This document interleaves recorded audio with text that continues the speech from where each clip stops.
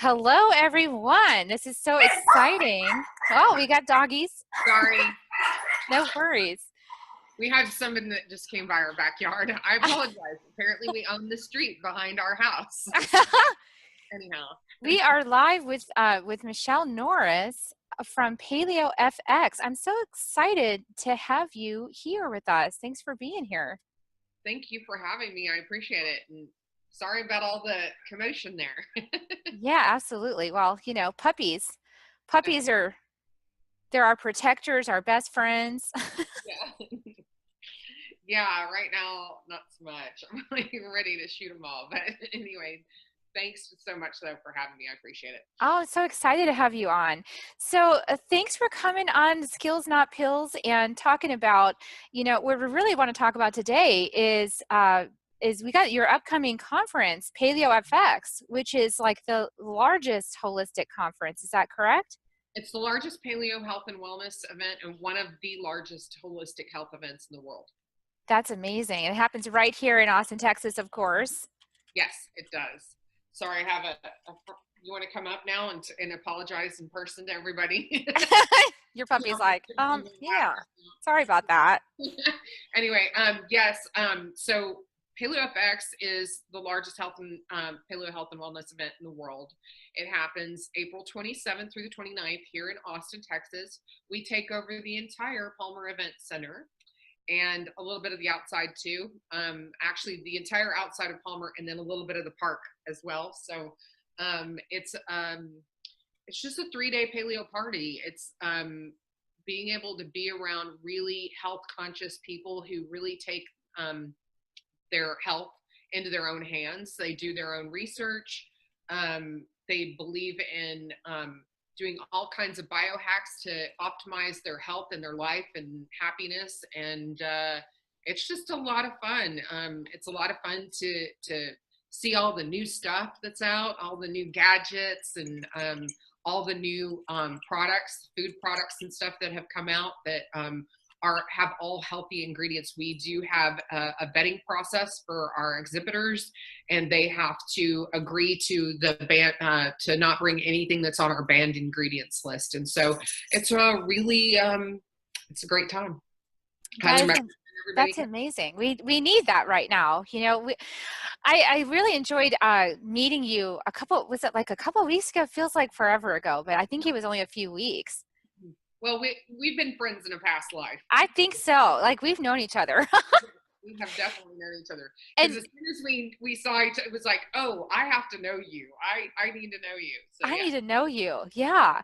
Because, where our missions are really well aligned, because we're really talking about the same thing. It's like, we can't keep going the way we've been going. Our bodies, our minds, everything, we've got to really pay attention to the fact that we're still animal. I know we don't feel that way. We feel like we're like these ascended beings and, these bodies are just an inconvenience or something. But really, it's so important because nutrition and diet, as I learned on my own personal journey, is so important for mental health. Like it's a big aspect of mental health. And when we don't eat right, when we have too much caffeine, when we don't take time to meditate, when we don't exercise, and when we don't eat the right foods, we end up having a lot of problems. Yes, we do. And it's funny that you say that we are animals. One of the most recent talks that Keith and I have been doing and will be doing again at the Ancestral Health Symposium this summer is Welcome to the Human Zoo.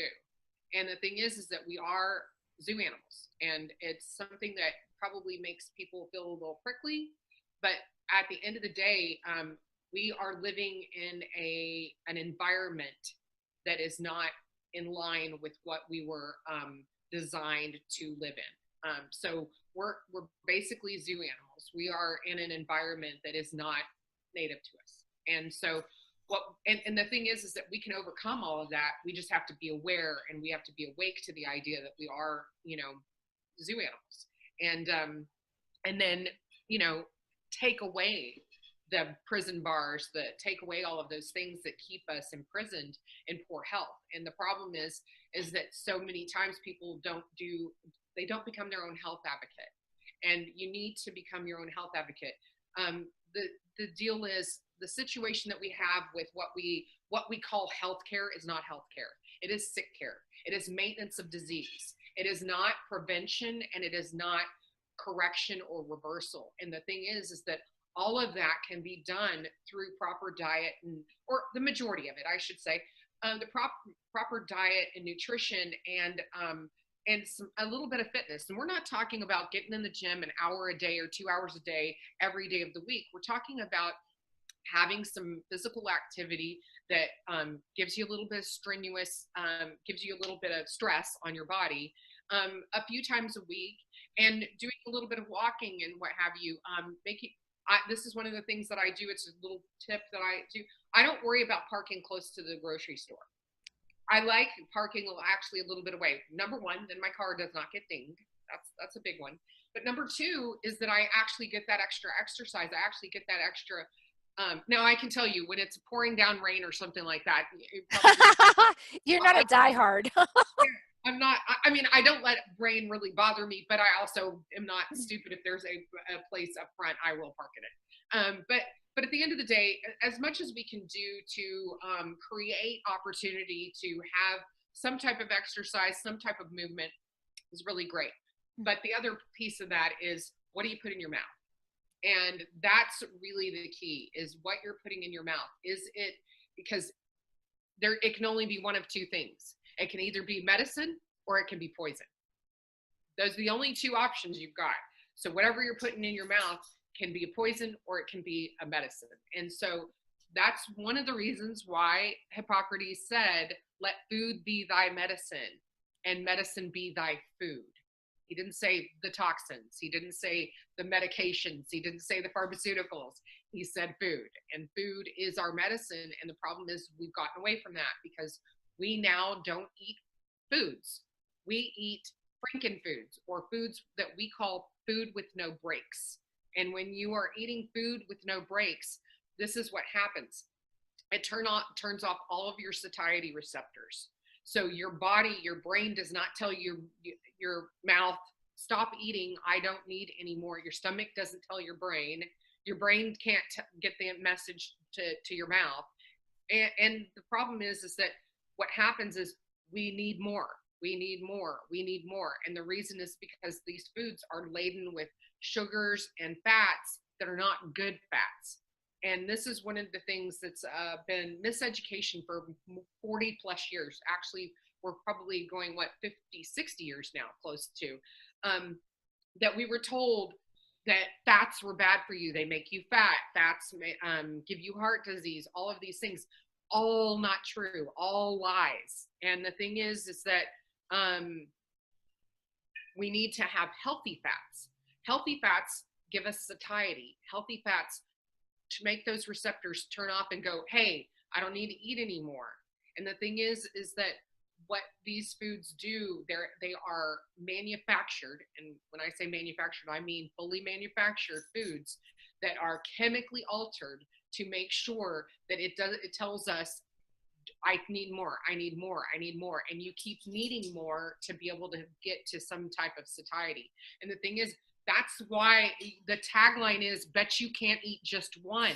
Yeah, no, you can't. No, they don't want you to eat just one. No. Well, they're chemically made so that you can't eat just one. You have this sugar. And the thing is that you have the salt intake and you need more. And then what happens is, so there's a little, a video, you can go research it or whatever. It's Adam from Man versus Food. So you have all of these receptors and you have these things in your body for biological reasons. It's to help you. So one of the things that happened is he's in San Francisco Creamery has a sundae that they call the kitchen sink. And it is literally 2 gallons of ice cream. And you have to eat it in, I think, in like less than an hour or something like that to win the kitchen sink challenge. So he takes on the kitchen sink challenge and he's hammering away and he's doing really good. And he's probably about 2/3, 3/4 of the way there, almost done. And then he turns green. It's a sugar overload. He cannot continue to eat. So what does he do? He uses our biological markers, or the things that we, our receptors, in his favor, and he orders, and this is how they chemically alter our foods, so you understand this. He orders a little order of salty French fries. He takes in a handful of the French fries, and then he can go back on and he finishes and he defeats the kitchen sink challenge in time. I think he did it in 40 something minutes. And so that tells you how we are biologically wired for food and for sugar and for salt. And so the thing is that the food manufacturers use this to their advantage. And so when they create foods, they're laden with sugars, and they're laden with salt, and they're laden with fats to create that ability to continue to eat. Not only the ability, but the need to continue to eat, because you don't ever hit any satiety. You never hit this point where you feel full. You're gonna feel miserable later, but the problem is at the moment you're gonna keep eating, and that's what we need to understand and realize. So processed foods, we want minimally processed foods, because the thing is, at the end of the day, cooking is a process, and that process is a food. So we are not about raw. What we're about is being smart and using the technology that we have to leverage it to optimize our health now, and optimize it for what we're living in. Because we cannot go back to cave and spear, and we don't want to. I mean, who would want to? I mean, I like having lights. I like having electricity. I like being able to talk to somebody across the world. Yeah, I do too. We're not talking about going back to cave and spear. What we're talking about is going back to the fundamental ideas, that the basics in life are really where things are at. And then using the things, the new technology that we have. I'm getting ready to get an Aura ring. I have a Bella Beet leaf, which I love, and you track your activity and be able to correlate these things with how you feel, what's your mood, what's, all of these things. Those things are all great. What we need to do is go back to, what did your grandparents eat? Your grandparents ate meat and eggs and vegetables and a little bit of fruits, and they ate a little bit of nuts. They did have bread, but their bread was different than what our bread is now, because of the way that we have genetically modified organisms. We have hybrids that have been chemically altered for growth and what have you. So the wheat that we currently have in the United States today is not the same wheat that your grandparents had. It is called dwarf wheat. And it is made to be hyper glutinous, lots of gluten, way more gluten than anything else we've ever had in the history of the world. And it is also made to grow very fast, and it is made to grow very abundantly. And so it is basically a trash wheat. And the problem is that our bodies are not made to digest that. We're biologically not made to be able to digest that type of thing. And so when you'll see people that'll go over to Italy or go over to France, and they'll have bread and they'll be perfectly fine, but they come here and they feel like crap, and their stomach hurts, and they feel like they have this like big brick in their stomach, and they just feel like they're in a food coma. They just feel hazy or whatever. It's because they have different wheat over there. They grow the wheat that our grandparents used to have here. But ours is, like I said, grown for that. It's also supposed to be, what's the word, where it's insects won't get to it. It's supposed to be pesticide free. Yeah, it's actually supposed to be grown to that where it actually will throw off. Okay. On its own. But the problem is that doesn't really necessarily work. So yes, they do put pesticides on it on top of that. So you're getting all of these lovely things. So these are the things that we need to be very aware of, that when we are going through our daily life, that we are being constantly bombarded with advertising to go get, this is another one. So Doritos just recently came out with a Dorito that's called the chili lime Dorito. It's a chili lime. It's a concoction, and they use your dopamine response on it to make it work for them and make you want more. So what it is it's a little flavor packet. It's a regular pack of nacho cheese Doritos.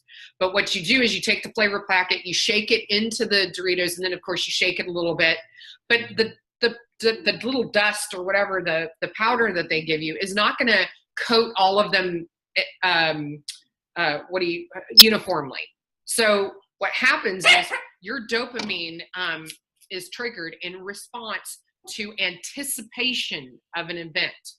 So you'll be going along, eat a Dorito, it's normal. Eat a Dorito, it's normal. Eat a Dorito, oh, I get this chili lime. Your dopamine now starts kicking in because it's anticipating chili lime. And so you will keep eating because you want this dopamine response. And so these are the things that food manufacturers are very well aware of and use to be able to get us all to eat so much more of these things. So stay on the outer rim of a grocery store. Buy only whole, real foods. Don't go down the aisles unless you need paper products, and I highly recommend you just go to Amazon for that. But anyway, that way you are not even triggered to go, buy anything or see anything and get anything. So, like I said, my recommendation is stay on the outer rim of a grocery store. That's where all the whole, real foods are. And frozen foods are okay if you're getting really good, vegetables and what have you. That's not terrible. It's not the best. It's not optimal. But getting fresh vegetables, fresh meats, eggs, pastured eggs particularly, that type of thing. If you're going to have dairy, I highly recommend that you get, if you can, where you live, because many places you can get it, is raw dairy, because of the fact that it's not been pasteurized or homogenized. So what pasteurization and homogenization does is it destroys everything that's good in the milk, or shelf life. We're talking just to create shelf life. And so it destroys everything that's good in it, all the good bacteria, all the good enzymes, all of that. And then what they do to fortify the milk is they put back in synthetic A and D vitamins. Well, your body doesn't know what to do with synthetic vitamins because they're not real. And it's not something they were made to synthesize. So this is where many people actually believe that they are lactose intolerant, when in reality, they are intolerant to the synthetic vitamins that are put into pasteurized and homogenized milk. And the homogenization is just spreading when you get a real milk, like a real raw milk, or you get even low heat pasteurized, which is available at stores here in the state of Texas. And you can go to the farm and get raw milk here in the state of Texas as well. And highly recommend it because it's got everything good in it. But the low heat pasteurization is not terrible, and they don't homogenize. So when you get the cream on the top of your milk, that is normal. That's what it should be. That's normal milk. That's the way our ancestors drank it. Right. There's not supposed to be homogenization. So there's supposed to be cream on the top. Now you can shake your milk a little bit and get it to, go through a little bit if you want to or whatever. But that's the way, but you don't want it homogenized where homogenization makes it all uniform. So it tears apart all of the cream and all of that. It tears it apart, breaks it down. And so you're actually not really getting a good benefit of having it homogenized. So I don't even know why they do it, but it is what it is. I think because some people don't know how to shake a milk bottle. I don't know. I guess they don't want, some people weird out on that feel of that heavier milk, which I love. I would take that over all of the other part of the milk any day of the week. But so those are some of the things that you look for, is pastured meats if you can. And this is the thing. If you can't do that, if you can't afford that, that's okay. Just do the best that you possibly can. Make the choices that you can make for yourself that are the best possible, and for your children. This is the deal. We have the highest rates of obesity in children in the history of the world. And that is now because we are not paying attention to what we're feeding our kids. And the other part of this too is that our kids are being, because of the fact that there are hormones in all of our food, and that there are artificial flavorings in all of our food, and there are all these chemicals that are being put into our food, MSG, gluten is a huge problem that's throughout almost everything you will pick up. Soy is another thing. And now a lot of people are going to go, well, wait a minute, Hold Yeah, on. soy is actually not good for you, by the way. Soy is not good for It's you. not good for you. If you are eating conventional soy that's produced here in the United States, 99.8% of all soy in the United States is genetically modified. And what this means is that it's not the soy. So a lot of people would argue, oh, wait a minute, but Asians are really super healthy and they eat soy. They do not eat the soy we have in the United States. They eat fermented soy, which that's fine, because what happens when you ferment the soy is it actually gets rid of all the phytoestrogens that mimic your hormones and cause issues. And so all of these, so I kind of went off on a tangent here, but what I mean to say is that all of the foods that we have all these hormones and artificial flavorings and all of this stuff. It is contributing to the obesity epidemic we have in children. It is. Yeah, and the sugar level increases. This is something I realized years ago when I was a young parent, a young mom. I was 30, so I'm 49 now. So we're talking 18 years ago. I had my first child, and based on the programming of the advertisements, I thought, oh, Nutrigrain cereal bars are going to be good for my child, right? But then my child started getting really hyper and wasn't listening and was getting aggravated and like wasn't paying attention. And I was like, how come that is? And one of my moms was super smart because I was out in San Francisco area. And she's like, Carrie, have you looked at the sugar content on those cereal bars? And that's something I hadn't even considered, because how many times we feed our kids like Fruit Loops and all that kind of stuff, and it has a high sugar content. And so when I realized that, I was like, you know what, kiddo, you're not going to get any more of those. You're going to get, oatmeal. Yeah. You're not going to have this stuff. Yeah. Well, you have to be, this is the other thing, you have to be careful about any grains, including oatmeal. And the reason being is that grains are sugar. That's all they are. They will turn to sugar in your system immediately. And the problem is that, and a lot of people will go, well, wait a minute. Everything eventually turns to sugar and glucose in your system. Yes, you're correct. But the breakdown of meat or the breakdown of vegetables or even fruits is much slower than the breakdown of grains. Grain. And yeah. A grain immediately, that they are high glycemic. And when you hear glycemic, if it's a high glycemic, it means it spikes your insulin. And this is something we don't want. We don't want insulin spiked. We want insulin to be a nice, smooth transition throughout our bodies. And what happens to us is we're eating, and there's another misnomer thing out there too. Eat 6 small meals a day. Guess what you are doing? You are spiking your insulin 6 times a day in a very rapid, that's really actually very bad for health. What you should be doing is eating when your body tells you you're hungry.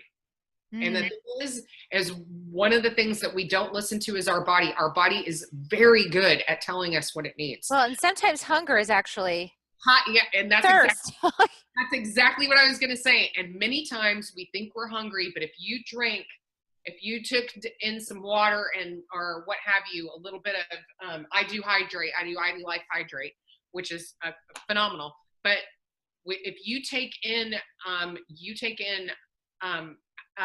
beverage or liquid instead, if you take in water, you will be surprised at how many times you're actually not even that hungry. But this is the problem. We're a society that eats for boredom. We eat for emotional comfort. Yes, we are tied culturally to our foods. And those things are great. There's nothing wrong with that part of it. It's when we eat for comfort and we eat for boredom. Those are the two things that are a problem, and we need to change that relationship with food. But that is the big thing, is that we need to be putting in things into our body, not artificial flavoring, not artificial colors, not artificial vitamins, synthetic vitamins, any of that stuff. We need to really watch those things, because what's happening is, yes, we see this spike of children that suddenly have ADD like never before. No, it's not that they have ADD. It's that they can't pay attention because they're bouncing off the walls because they have sugar in their system, and sugar does what sugar does. And that is, we're crazy. And so it's a really interesting how there's actually very few people that really do have true attention deficit disorder or attention deficit hyperactivity disorder. Very few really actually have the ADD or the ADHD. Very, very few. The majority of it is actually kicked up and appears like ADD or ADHD because of the fact that we have so many hormones and so many artificial flavors, colors, and so much sugar in our foods that kids have no choice. I mean, and this is the other part of it too. We liken sugar to cocaine. It is addictive. It's the same. Yeah. It is exactly the same. It does the exact same thing in the neurotransmitters in your brain. If you look at a brain that is on cocaine and a brain that, or cocaine or heroin, or a brain that is on sugar, it lights up the exact same neurotransmitters and you get the exact same response in the brain. And what happens similar to drugs is that your tolerance for sugar continues to go up and up. So you need to have more and more and more. And that's how they get you in, because that's how drug pushers get you in. They're like, here, have a sample on me. Yeah. Because they know the minute you do that, you get that high, you're not going to like regular life anymore. No. Because it's too boring. And you're right. And so, this is all going along with everything I've been saying in Skills Not Pills, because what's happened is we've got a societal structure that says, here's your cubicle, and we're going to train you for the cubicle with school that basically, uses the part of your brain that memorizes things, because really all we want you to do is to buy stuff from us. So we just want you to get in your seat and learn how to sit still so that you're really prepared. So when you get to the cubicle, you can sit still in front of the cubicle and not cause too much problem, and then you'll be so dissatisfied by that experience that you'll need to go feed your need with our products that we want to serve you, and then that'll make you sick. So now we're going to feed you a pill and make money on you there. Yeah. So, if you're kind of getting the idea that maybe you've been groomed to line someone's pocketbook, just realize that you have a choice about that. Right. That you can actually very easily say no to that by just saying, no, thank you. I'm going to go to Paleo FX, or I'm going to go on Amazon and start reading like these books by Dr. Perlmutter, some of the other experts that you have.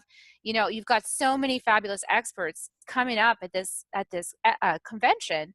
It's like the information's out there. If you actually actively seek this information, you will find it. If you wait for your doctor to tell you this information, you probably aren't going to find it. Just a guess. There's very few Western medicine doctors that are going to sit you down and say an apple a day keeps me away from you. Just not going to tell you that. No, and this is the thing, and to their own credit, it's not because they don't want to help you. It's because that's not how our system works. It's not how our doctoral program works. It's the system that they were trained in. They're trained for a 5-minute solution. Well, what can you do in 5 minutes? Write a prescription. That's it. And that's the system. And the reason that that's the system that we have is that when the entire doctoral program was created, it was created by Big Pharma. It was created during a time where we had communicable diseases, and we needed to be able to get past them. And it was a system that worked for that time. But we're past all that. We're beyond that.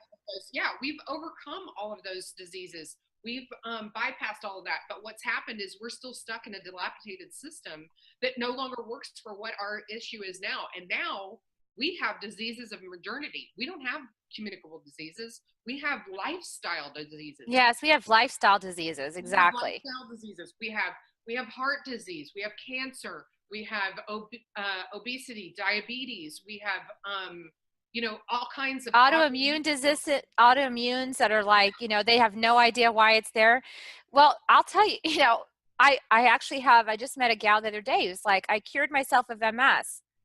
And how did I do it? I stopped eating gluten and I started eating the right kinds of foods. Right. Oh yeah. And there's hundreds and hundreds and hundreds and hundreds of people, well, thousands of people at PaleoFX, and PaleoFX watchers and attendees and fans and what have you, and former speakers all over the world have done the same thing. They've been able to reverse MS, reverse diabetes, reverse heart disease, get their cholesterol. I've just, my cholesterol all just completely dropped, my triglycerides, all of that, because I had some health issues that came up from a severe mold exposure, and all of a sudden everything was spiked and we couldn't figure out what was going on. And getting all of those things taken care of, my triglycerides dropped, my overall cholesterol dropped, my HDL went up. It was really, those are the things that we need to be looking at. But the problem is that our doctors, our system is not made for that.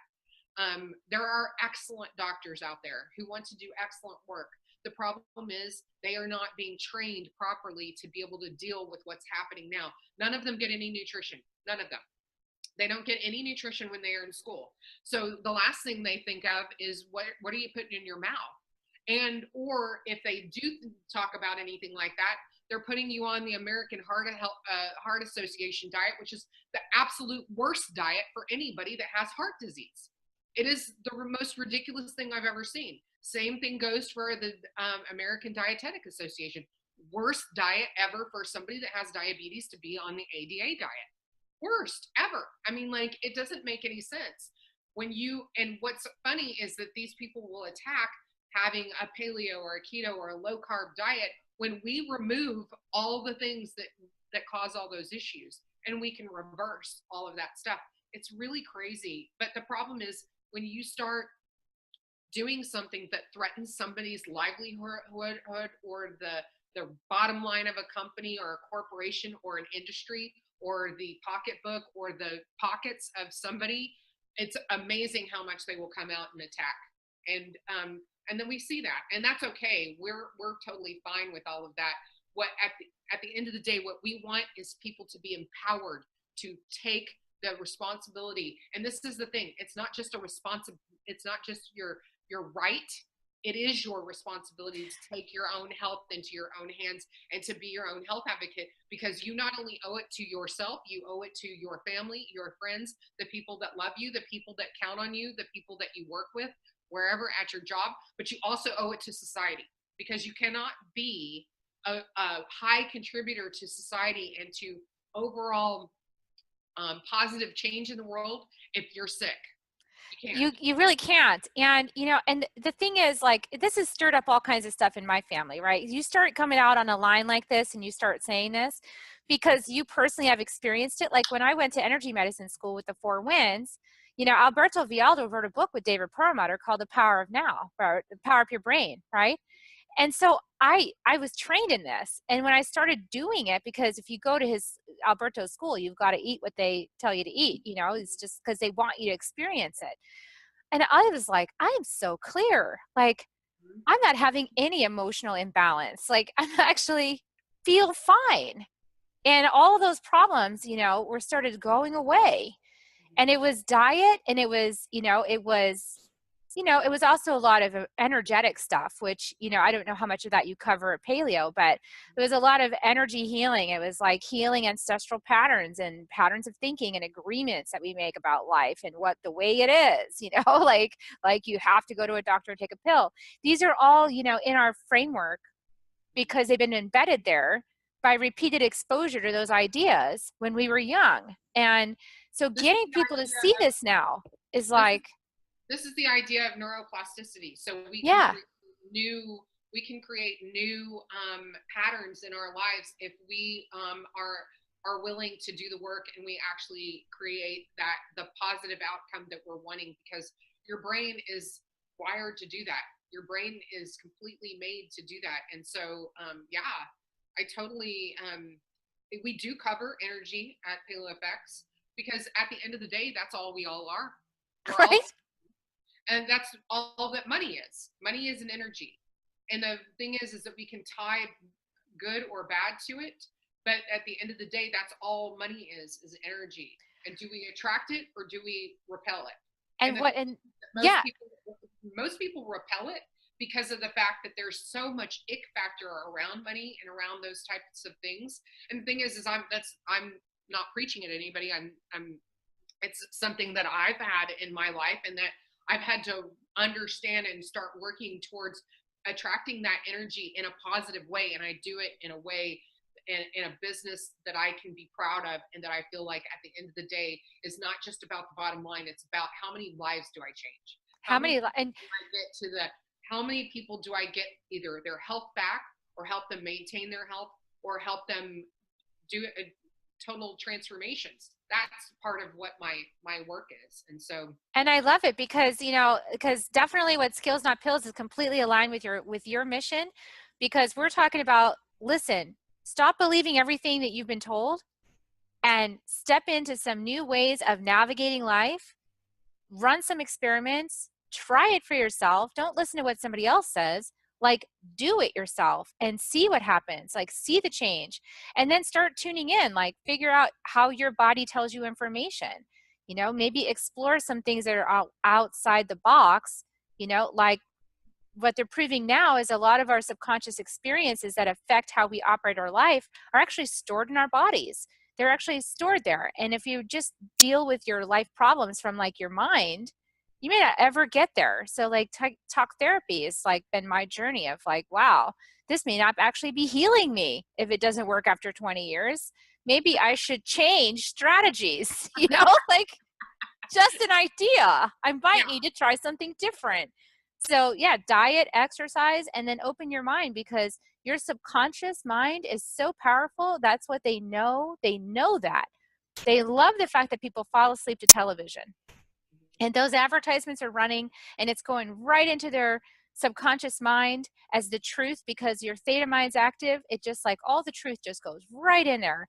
And all of a sudden you wake up with the jingle and you're like, I can't get that jingle out of my mind. Well, why do you think you can't get that jingle out of your mind? And now you're like, you know, you're like a guinea pig for their product. So I really, like, you've got to start taking proactive action to make choices that are good for you. And it might be turn off the television, get out of the cubicle, go for a walk outside in nature, learn how to breathe correctly through your belly, you know, and learn how to eat correctly for your body, you know, which means you've got to try some new things and figure it out. No one knows but you. Everyone's got a different body. So anyway, I love the Paleo Facts. I love we're going to be doing this, and I'm excited to be there next week. And yeah, like meet all these high-powered people, all those people out there. You're about to meet Carrie Hummingbird. Yes, we're going to rock this. So I'm super excited. I'm probably a little right now. Of course, we've got so much going on that it's like, oh crap, that's next week. Oh darn. yeah, by the We way, still have Michelle, 10 bajillion things left to do, but anyway, nonetheless, it's going to happen, and it's going to be great. And we have amazing speakers.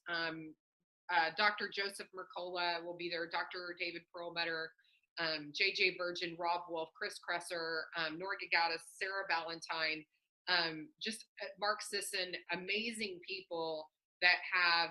We also will have Dennis McKenna, who I'm so excited about, and I've had the opportunity to talk to him, and just an amazing visionary when it comes to plant medicine and how that can work. And Paul Check will also be there. Ben Lynch, Dr. Ben Lynch, incredible people. Ben Greenfield, you don't want to miss it. There's over 100 speakers, and it's 3 days, and it's a blast. And then the day before Paleof, we have a health entrepreneur event as well. So if anybody's interested in that, I'm sure Carrie will have all the links and stuff posted for I you. am. I'm going to post the links for you right in this broadcast so you guys can join us, because I'm going to be there for both of those events next week. So if you want to hang out with me and talk about skills, not pills, and hang out with all these fabulous people that are coming in, these experts, and hear from them, and hang out with Michelle. Yes. And Yeah. it's going to be fun. And so we look forward to it. And so we hope you guys will join us. I hope you guys will join us too. Well, thanks for coming on the broadcast. I know this is a super hectic time for you, so I appreciate you making space for this. And you guys tune in, because Michelle's also one of our experts in the Skills Not Pills inaugural summit that's coming up in May for Mental Health Awareness Month, 30 experts, 30 skills, 30 days. And I encourage you to sign up for that too at skillsnotpillsmovement.com, because this is a movement. This isn't just like a one and done, a summit. This thing is going to move on. And so if you want to join the movement, sign up, reach out to me if you're excited about this. I can use all the help I can get to spread this message and include as many people as I can that have positive stories about alternative lifestyles that really shouldn't be alternative. So Agreed. yeah, thanks a lot, Michelle, and you guys have a great day. Thank you so much for having me. I appreciate it. Thank you, Michelle. Have a great one. Bye.